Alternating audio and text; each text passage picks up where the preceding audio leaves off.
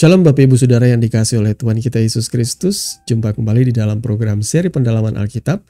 Bersama saya Billy Elia yang seperti biasa akan menemani saudara selama kurang lebih 10-20 menit ke depan. Di mana saya akan mengajak Bapak Ibu Saudara untuk kita bersama-sama membaca dan merenungkan nas kebenaran firman Tuhan. Perikop demi perikop dimulai dari Perjanjian Baru. Dan di dalam seri pendalaman Alkitab kali ini kita sudah memasuki perikop yang ke-46 yang kali ini terambil dari Injil Matius pasal 11 ayat 20 sampai dengan ayat yang ke-24 dengan judul perikop Yesus mengecam beberapa kota. Apabila Bapak Ibu Saudara sudah mempersiapkan Alkitabnya masing-masing, mari saya mau mengajak kita untuk membaca nas firman Tuhan ini bersama-sama. Sekali lagi dari Injil Matius pasal yang ke-11 ayat 20 sampai dengan ayat yang ke-24. Lalu Yesus mulai mengecam kota-kota yang tidak bertobat, sekalipun di situ ia paling banyak melakukan mujizat-mujizatnya. Celakalah engkau Korazim, celakalah engkau Betsaida, karena jika di Tirus dan di Sidon terjadi mujizat-mujizat yang telah terjadi di tengah-tengah kamu, sudah lama mereka bertobat dan berkabung. Tetapi aku berkata kepadamu, pada hari penghakiman, tanggungan Tirus dan Sidon akan lebih ringan daripada tanggunganmu. Dan engkau Kapernaum, apakah engkau akan dinaikkan sampai ke langit? Tidak, engkau akan diturunkan sampai ke dunia orang mati. Karena jika di Sodom terjadi mujizat-mujizat yang telah terjadi di tengah-tengah kamu, kota itu tentu masih berdiri sampai hari ini. Tetapi aku berkata kepadamu, pada hari penghakiman, tanggungan negeri Sodom akan lebih ringan daripada tanggunganmu. Amin. Untuk kebenaran firman Tuhan. Bapak Ibu Saudara yang dikasihi oleh Tuhan kita Yesus Kristus, nas pembacaan firman Tuhan di kesempatan kali ini berisi teguran yang keras ya. Kita melihat kemarahan dari Yesus terhadap umat Israel khususnya, di mana ia menyebutkan beberapa kota-kota yang ia layani. Dan latar belakangnya kita tidak bisa menutup mata, saudara ya, bahwa Yesus dikatakan di dalam Kisah Rasul bahwa ia berkeliling dari kota ke kota, dari desa ke desa sambil berbuat baik dan menyembuhkan orang-orang sakit, memulihkan mereka yang mengalami pain, kesakitan atau kelemahan, dan juga mengusir atau membebaskan orang-orang yang terikat oleh roh-roh jahat dan kuasa kegelapan, saudara ya. Kenapa pelayanan Tuhan Yesus terfokus kepada orang-orang Israel ya, bangsa Yahudi khususnya? Karena kita tidak bisa memandang enteng juga perjanjian Tuhan ya. Di sini juga kita bisa ngelihat Tuhan itu sangat amat serius memegang perjanjiannya dengan anak manusia. Kita bisa kagum dengan Tuhan bahwa ia setia terhadap keturunan Abraham, Ishak dan Yakub ya.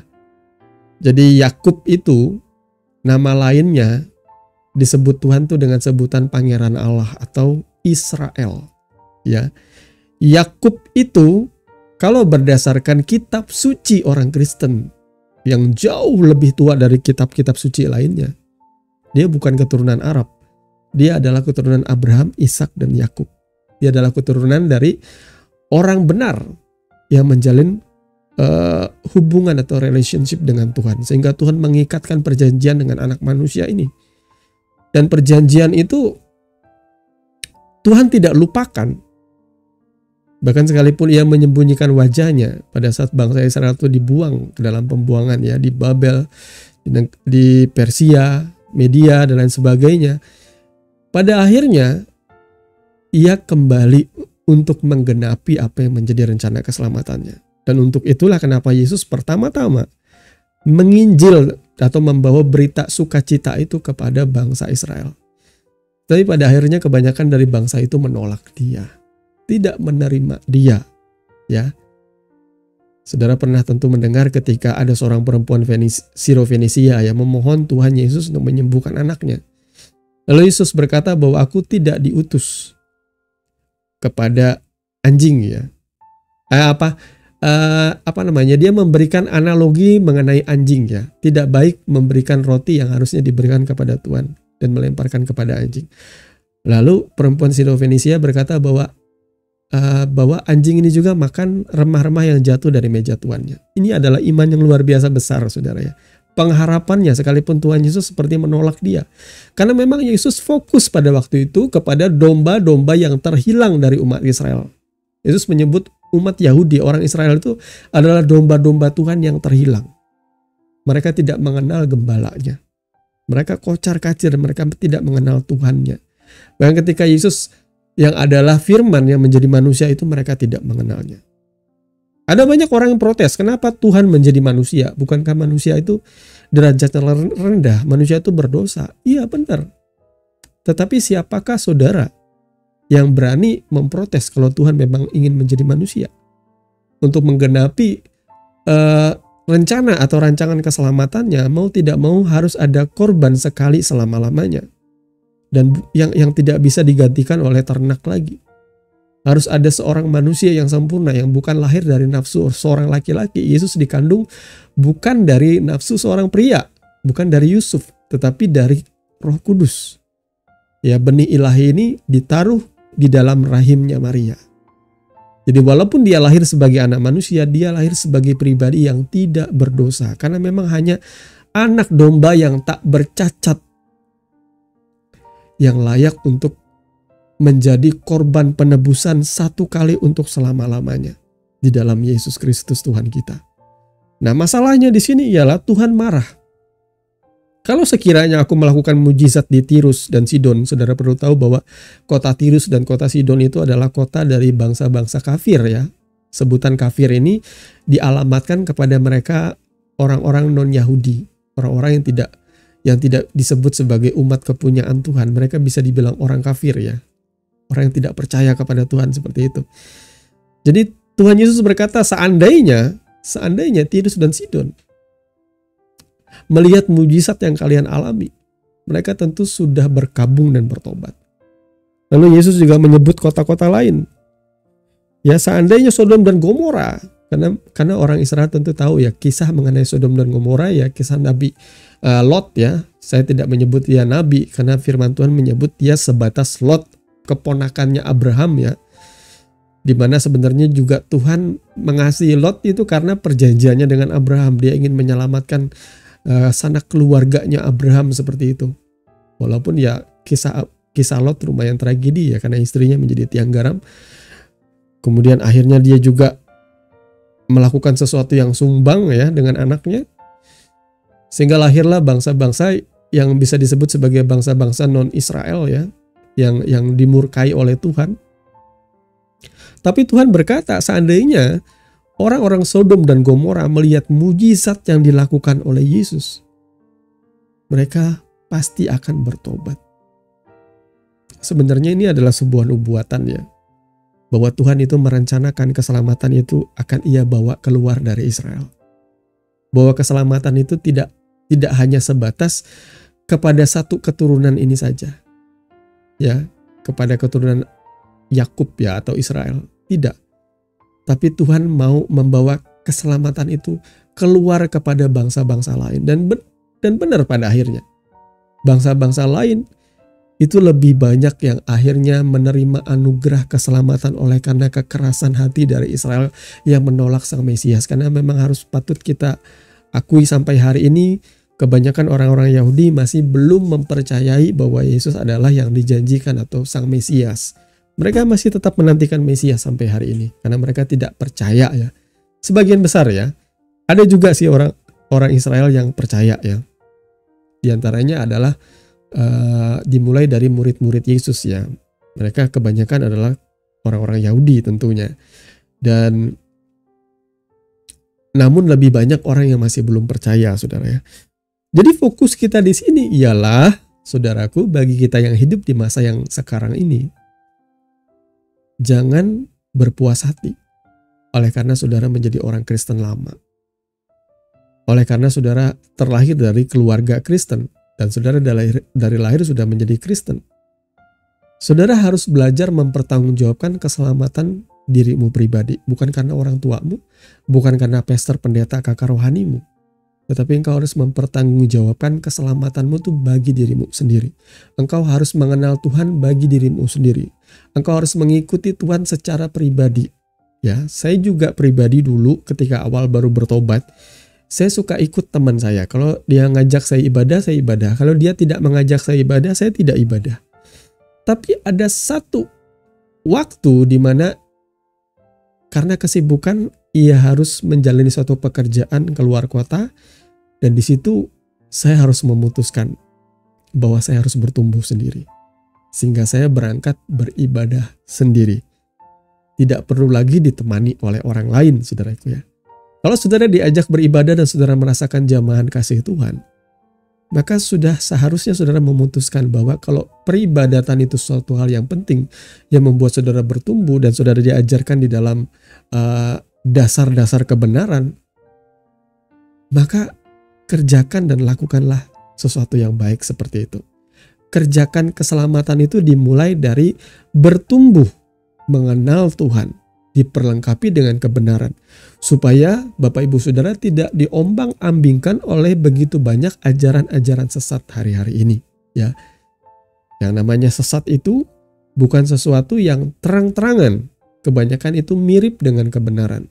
Yang kalau Bapak Ibu Saudara tidak belajar kebenaran itu dengan sungguh-sungguh, saudara akan menjadi satu di antara sekian banyak orang yang ditipu. Ya. Jadi Bapak Ibu Saudara jangan bangga dengan kelahiranmu sebagai orang Kristen. Dan jangan bangga juga karena saudara banyak mengalami mujizat pertolongan Tuhan. Karena Tuhan mengharapkan pertobatan. Karena di sini dengan jelas Yesus mengecam kota-kota yang tidak bertobat. Saudara boleh disembuhkan oleh Tuhan. Saudara boleh mengalami kesembuhan, keajaiban yang luar biasa dari sakit penyakit. Mungkin saja kesembuhan dari masalah ekonomi saudara. Saudara yang tadinya terjerat hutang, tiba-tiba ketika saudara memohon pertolongan Tuhan dan Tuhan menyatakan mujizat, saudara dibebaskan dari utang, entah bagaimana caranya. Tuhan bukakan pintu berkat-Mu ketika engkau sungguh-sungguh. Tapi jangan puas sampai di situ. Ketika engkau bertobat, maka bertobatlah sungguh-sungguh. Dan jangan cuma bertobat, hasilkanlah buah-buah yang sesuai dengan pertobatanmu. Karena kitab suci kita dengan gamblang mencatat, setiap pohon yang tidak menghasilkan buah, ada kapak yang tersedia. Ya, setiap cabang-cabang yang tidak akan menghasilkan buah akan ditebang dan dilemparkan ke dalam api. Pada waktu Yesus sedang lapar dan dia melihat ada satu pohon ara yang tumbuh, dan ketika ia mencari buah ara ia tidak mendapatinya. Yesus kemudian memberikan kepada setiap kita peringatan. Ia mengutuk pohon itu dan keesokan harinya pohon itu menjadi kering sekering-keringnya. Itu menggambarkan apakah Tuhan arogan? Ya, satu sisi ia menunjukkan bahwa ia berkuasa. Satu sisi ada pesan yang tersembunyi di dalamnya bahwa setiap saudara yang bertumbuh, jangan cuma bertumbuh doang, tapi hasilkanlah buah. Jangan hanya menjadi orang Kristen, orang percaya katanya, sudah menerima Yesus katanya. Tapi tidak ada buah-buah, tidak ada buah-buah pertobatan, tidak ada buah-buah roh. Karena sekali lagi Tuhan mencari buah. Keselamatan itu tidak semurah saudara cuma terima Yesus. Dan setelah itu saudara tidak melakukan apa-apa. Mati masuk surga, tidak semurah itu. Keselamatan bisa hilang? Bisa. Tidak ada konsep one save always saves. Kecuali saudara seperti orang yang digantung di sebelah salib Yesus. Ketika ia percaya kepada Yesus dan Yesus menjanjikan dia hari ini bersama dengan dia Firdaus, bisa jadi. Jika saudara percaya dan saudara setelah itu mati, bisa. Tapi kalau saudara setelah pengakuan imanmu, saudara percaya kepada Tuhan dan saudara masih tetap hidup, disuruh Tuhan atau diminta Tuhan untuk berkarya, untuk melakukan firman-Nya, untuk mengerjakan keselamatan, dan saudara tidak melakukannya, maka hati-hatilah. Saudara, ketika saudara tidak mengisi keselamatanmu dengan perbuatan-perbuatan, dengan buah-buah, saudara tidak mengalir bersama Tuhan, saudara tidak menjadi ranting-ranting yang menghasilkan buah, maka hati-hati. Saudara akan menjadi orang ibarat yang kurang gizi. Dengan sendirinya manusia rohanimu akan mati. Orang-orang yang meninggalkan ibadah, orang-orang yang memandang enteng keselamatan, orang-orang yang menghina keselamatan, biasanya dengan sendirinya mereka tidak akan punya lagi gairah untuk dekat dengan Tuhan. Dan mereka tidak menyadarinya ketika roh Allah itu meninggalkan hidup mereka. Apakah roh Tuhan bisa meninggalkan saudara? Kebanyakan sih saudara yang meninggalkan dia. Seperti anak bungsu yang durhaka, yang meninggalkan bapaknya. Ya, saudara tidak diusir dari Taman Eden seperti Adam dan Hawa. Saudara mengusir diri saudara sendiri menjauh daripada Tuhan. Banyak orang-orang seperti ini. Karena kecewa dengan Tuhan lalu meninggalkan peribadatannya. Meninggalkan persekutuannya. Menjauhkan diri dari pertemuan-pertemuan ibadah. Tidak lagi tertarik membaca dan merenungkan firman Tuhan. Tidak lagi tertarik untuk berdoa. Kepentinganku yang paling utama. Akhirnya pelan-pelan manusia rohaninya mati. Dan tanpa ia sadari, roh Tuhan meninggalkan dia. Seperti itu. Kita tidak pernah tahu ya. Tiba-tiba roh Tuhan sudah tidak ada lagi. Karena kita yang meninggalkan dia. Ya, gak ada berasanya. Gak ada berasanya. Hidup sepertinya tetap berjalan aja.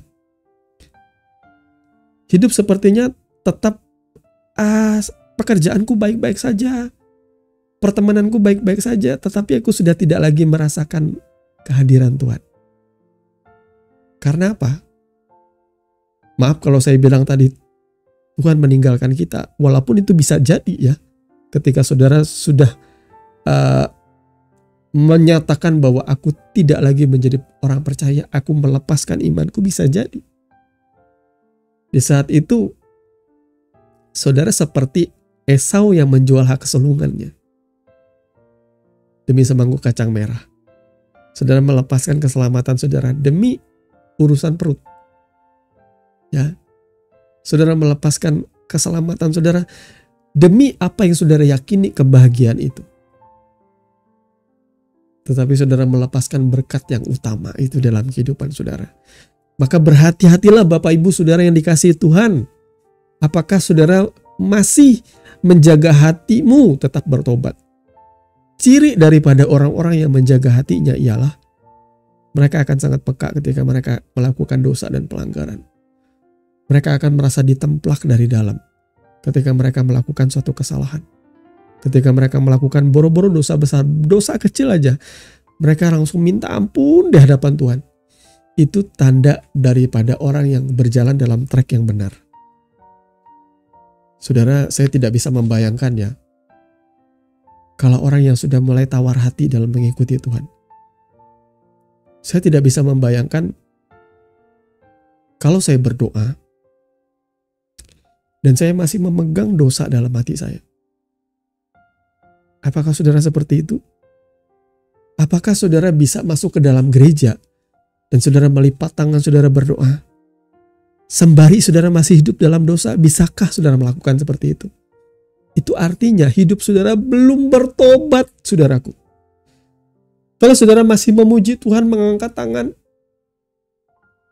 tapi sembari itu, saudara masih menyimpan kepahitan, saudara masih menyimpan perzinahan, saudara masih tetap melakukan korupsi, saudara masih tetap membenci saudaramu, bahkan saudara ribut gara-gara urusan warisan, saudara berkelahi dengan orang lain, dengan penuh dendam kesumat. Itu bukan berjalan di jalan pertobatan namanya. Sekali lagi, kalau saudara ada dalam trek yang benar, berjalan di jalan yang benar, saudara akan menjadi orang yang merasa, aku ini orang yang berdosa, aku ini hanya hidup oleh anugerah. Hati-hati dengan sindrom orang Farisi dan Saduki. Aku ini pelayan Tuhan. Rumahku di sorga itu sudah siap. Sebuah istana mewah. Di mana di rumah itu ada begitu banyak pelayan. Yaitu anak-anak Tuhan yang tidak sungguh-sungguh mereka akan jadi pelayan saya di sana. Saya akan jadi raja. Wah, hati-hati saudaraku. Ini saudara mengalami sindrom orang Farisi yang merasa, oh aku punya pelayanan. Oh aku adalah seorang gembala sidang. Aku adalah seorang pastor. Hati-hati saudaraku. Sampai hari ini, saya tetap merasa takut dengan yang namanya berbuat dosa. Bahkan dosa yang sifatnya keinginan saja. Aduh, Belum jadi perbuatan saja, saya merasa sangat berdosa di hadapan Tuhan. Ini baru namanya hati yang bertobat. Milikilah hati seperti itu, saudaraku. Bagaimana dengan Bapak Ibu Saudara? Apakah saudara berjalan di track itu? Ketika kau melakukan kesalahan, ada yang tidak nyaman di dalam hatimu. Kalau saudara merasa seperti itu, saudara merasa bersalah, saudara merasa berdosa, saudara dalam track yang benar. Roh Kudus masih menginsafkan kehidupan saudara. Jadi Bapak Ibu Saudara yang dikasihi oleh Tuhan, dengarkanlah peringatan-peringatan Tuhan di sini. Tuhan itu kasih, tetapi sisi lain dari wajah Tuhan Ia adalah consuming fire, api yang menghanguskan. Ia tidak segan-segan menghancurkan Sodom dan Gomora dengan api dan belerang. Ya, ingatlah tidak cuma kemurahan Tuhan, tapi juga kekerasannya Dia. Itu sebabnya kenapa ada api neraka. Karena api neraka diperuntukkan bagi kaum pemberontak. Kaum pemberontak adalah mereka yang sudah mendengar berita keselamatan di dalam Yesus Kristus, tetapi mereka menolak Injil itu, kabar sukacita itu. Bahkan hamba-hambanya, umat-umatnya yang memberitakan itu mereka aniaya, mereka bunuh. Ini adalah bukti yang tertulis di dalam kitab suci kita. Bahkan sang Raja Damai saja itu harus mati disalibkan. Kalau Bapak Ibu Saudara menjadi pengikut Yesus harus menderita, harus dibenci, harus dianiaya. Setiap hari Paskah, setiap jelang hari Natal, gereja-gereja harus dijaga, dijauhkan dari bom. Itulah harga dari orang-orang yang menjadi pengikut Kristus. Saudara akan dibenci oleh dunia ini. Saudara adalah umat kepunyaan Tuhan yang membawa kabar sukacita. Dan saudara akan mengalami jalan salib juga, di mana saudara akan dibenci. Padahal Tuhan datang untuk membawa kabar sukacita, keselamatan, bahwa rumah sudah Tuhan siapkan. Dan banyak orang yang masih tetap menolak Dia. Saya berdoa bagi Bapak Ibu yang mendengarkan kebenaran di kesempatan kali ini, siapapun yang bertelinga hari ini, biarlah saudara mendengarkan apa yang menjadi firman-Nya. Tuhan Yesus memberkati, mari kita berdoa. Bapa, di dalam nama Tuhan Yesus, terima kasih untuk kebenaran firman yang sudah menegur kami, yang mengingatkan kami betapa pentingnya Tuhan, hati yang bertobat. Di mana kami berjalan di dalam jalan-jalan-Mu Tuhan, sehingga ketika kami berbuat salah atau berbuat dosa, Tuhan mengingatkan dan menegur kami. Supaya kami berbalik dari jalan-jalan kami yang jahat dan mengikuti Engkau dengan sepenuh hati. Tuhan tolong kami Bapa, ada begitu banyak kami yang masih hidup dalam dosa dan kami tidak kunjung sadar Tuhan. Atau mungkin ada anggota keluarga kami yang begitu meresahkan dan menyakitkan hati kami. Mereka masih hidup di dalam kemabukan pesta pora, mereka masih hidup di dalam perzinahan dan begitu banyak dosa-dosa yang penuh dengan keduniawian dan hawa nafsu. Tuhan, kami berdoa belas kasihani saudara-saudara kami ini Tuhan, supaya mereka boleh peka mendengar suara-Mu, sehingga mereka boleh kembali berbalik kepada-Mu Tuhan. Belas kasihani anak-anak-Mu ini Tuhan, tolong mereka, ampuni mereka, insafkan mereka ya Roh Kudus, supaya mereka boleh menerima keselamatan yang datangnya dari Tuhan kami Yesus Kristus. Terima kasih Tuhan, kami mengucap syukur kepada-Mu. Biarlah kami boleh mengisi keselamatan itu dengan mengerjakannya dengan penuh sukacita. Kami bertumbuh dalam kebenaran, kami diperlengkapi dengan kebenaran, sehingga kami melangkah dengan penuh kehati-hatian, supaya kami tidak menyimpang ke kanan dan ke kiri, tetapi kami akan terus lurus berjalan bersama Tuhan di dalam jalan yang penuh dengan penderitaan tapi juga sekaligus kemuliaan. Terpujilah nama-Mu Tuhan kekal selama-lamanya. Kau dimuliakan di dalam setiap kehidupan dan tingkah laku kami, dalam setiap perbuatan kami. Di dalam nama Tuhan Yesus kami berdoa. Amin. Bapak Ibu Saudara yang dikasihi Tuhan, tidak terasa kita sudah sampai di penghujung dari program seri pendalaman Alkitab. Bagi Bapak Ibu Saudara yang terus setia mengikuti channel ini, kami mengucapkan banyak terima kasih. Terima kasih atas dukungan doa saudara juga, sehingga kami boleh tetap menjadi berkat bagi banyak pendengar kita ya. Dan bagi Bapak Ibu Saudara yang merasa diberkati, jangan lewatkan seri pendalaman Alkitab yang berikutnya, dan juga program podcast Mutiara hari ini yang berisi pengajaran di mana kita bisa bersama-sama bersaat teduh dan bertumbuh di dalam kebenaran firman Tuhan. Akhirnya saya Billy Elia pamit. Kiranya kasih karunia di dalam Tuhan kita Yesus Kristus menyertai saudara sekalian. Sampai bertemu di seri pendalaman Alkitab yang berikutnya. Shalom.